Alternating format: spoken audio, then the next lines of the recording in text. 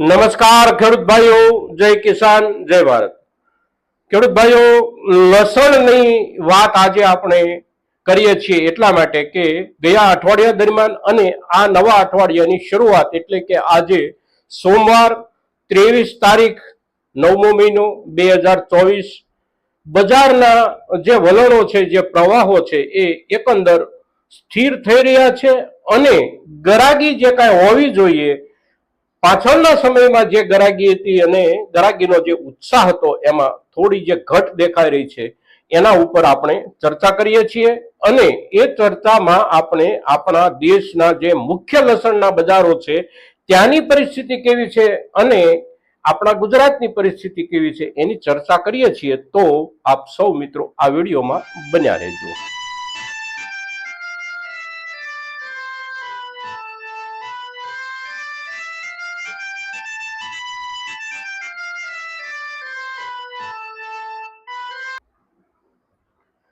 ખેડૂત ભાઈ, લસણનું બજાર ગયા અઠવાડિયાથી સ્થિર થઈ રહ્યું છે। ભાવોમાં જે વધારો આવતો રહેતો હતો એ વધારો હવે અટકી ગયો છે અને બજાર સ્થિર થઈ રહ્યું છે। સાથે સાથે કેટલાક માલમાં જેની ક્વોલિટીમાં થોડોક તફાવત છે એવા માલમાં સામાન્ય ઘટાડો પણ જોવા મળી રહ્યો છે અને આ વસ્તુ માત્ર આપણા ગુજરાતના જ યાર્ડમાં છે એવું નથી।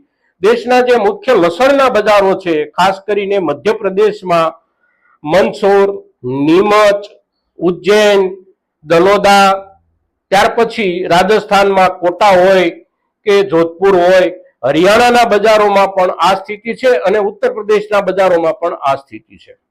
હવે એની સાથે જોડાયેલા જે કારણો છે એ સામાન્ય કારણો આપણને સૌને સમજી શકાય એવા કારણો છે।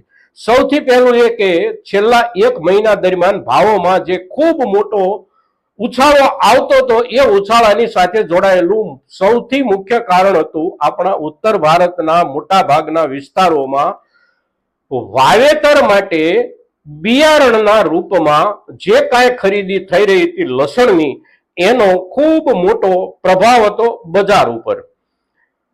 હવે જે લોકોએ વાવેતર માટે ખરીદી કરવાની હતી એમાંથી મોટા ભાગના ખેડૂતોએ ખરીદી કરી લીધી છે એટલે એ જે વાવેતરની ખરીદી છે એ ધીમે ધીમે ઓછી થઈ રહી છે।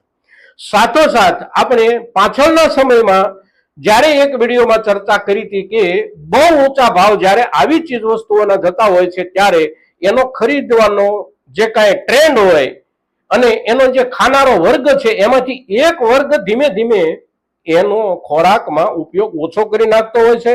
સાથોસાથ રેસ્ટોરન્ટો, હોટેલો એની અંદર જે વપરાશ હોય એ વપરાશ જ્યારે બહુ ભાવ વધે છે ત્યારે અડધી થઈ જાય અને ચોથા ભાગની પણ થઈ જાય, કારણ કે અત્યારે સારું લસણ બજારમાં છૂટક વેચાણ જે કિલો 2 કિલો 5 કિલો વેચાતું હોય છે એના ભાવ સારી ક્વોલિટીમાં 450 થી 500 રૂપિયા સુધીનું બજાર ચાલી રહ્યું છે અને તેથી નાના મોટા રેસ્ટોરન્ટ વાળા જે છે એ પોતાની વપરાશમાં બહુ મોટો કાપ મૂકી દીધો હોય છે। એવી જ રીતે ઘર વપરાશમાં પણ સામાન્ય પરિસ્થિતિના પરિવારો તરફથી કાપ આવે છે અને એ કાપની અસર ધીમે ધીમે દેખાશે એવું આપણે પાછળના સમયમાં કહેતા હતા। અત્યારે એની અસર દેખાવા માંડી છે। માર્કેટમાં ખાવાવાળા વર્ગ તરફથી જે કાંઈ ખરીદી ઘટી રહી છે એની પણ અસર થઈ રહી છે।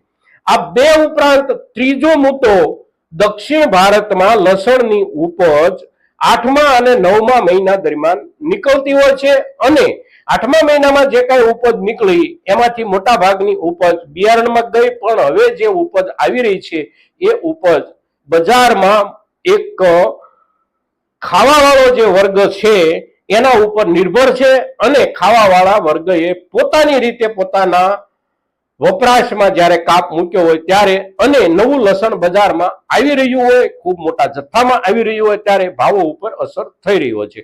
તો આ 3 મુદ્દાઓ જે છે એ 3 મુદ્દાઓના કારણે ભાવોમાં અસર થઈ રહી છે। એક મુદ્દો બિયારણની ગરાગી ઓછી થવી, બીજો મુદ્દો ખાનાર વર્ગની ખપત ઓછી થવી અને ત્રીજો મુદ્દો નવા માલની આવકો। આપણે ત્યાં સિઝન જે છે એ જાન્યુઆરી ફેબ્રુઆરીમાં શરૂ થાય છે।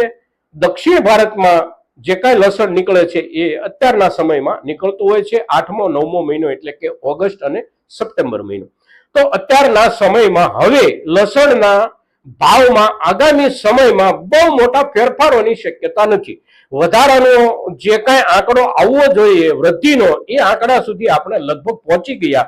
હવે એનાથી આગળ જવાની બહુ શક્યતા નથી, કારણ કે જે બજારની જરૂરિયાતો હોય એમાંથી કેટલીક જરૂરિયાતો પૂરી થઈ ગઈ છે અને બાકીની જરૂરિયાતો કપાઈ ગઈ છે. હવે જ્યારે જરૂરિયાતો કપાઈ જાય, જરૂરિયાતો પૂરી થઈ જાય અને સાથોસાથ નવો માલ આવવાની શરૂઆત થઈ જાય, ત્યારે બજાર સ્થિર થઈ જતું હોય છે. હવે કેટલી વપરાશ અને વપરાશનો આધાર આગામી સમયમાં લોકોની સામાન્ય ખરીદી ઉપર હવે બજાર ટકેલું રહેશે. તો સામાન્ય ખરીદી આગામી દિવસોમાં જો વધે અત્યારના સમય કરતા તો ભાવ બની રહેશે, નહીં વધે તો ભાવો ઘટવાની સંભાવના પણ દેખાઈ રહી છે નજીકના સમયમાં. તો જે કોઈ ખેડૂતો પાસે સંગ્રહિત માલ છે લસણનો, એ ખેડૂતો આ મુદ્દાઓને ધ્યાનમાં લઈને હવે કેટલો સમય સંગ્રહ કરવો, અગર તો કયા સમય દરમિયાન હવે આપણો માલ વેચી અને એમાંથી આપણે છૂટા થવું, આ મુદ્દો વિચારવાનો સમય જ્યારે પાકી ગયો છે, ત્યારે આપણા લસણ પકવતા ખેડૂતો સુધી આ વિડીયો મહત્તમ પહોંચે એવા આપ સૌના તરફથી પ્રયાસો થાય એવી અપેક્ષા સાથે જય કિસાન, જય ભારત.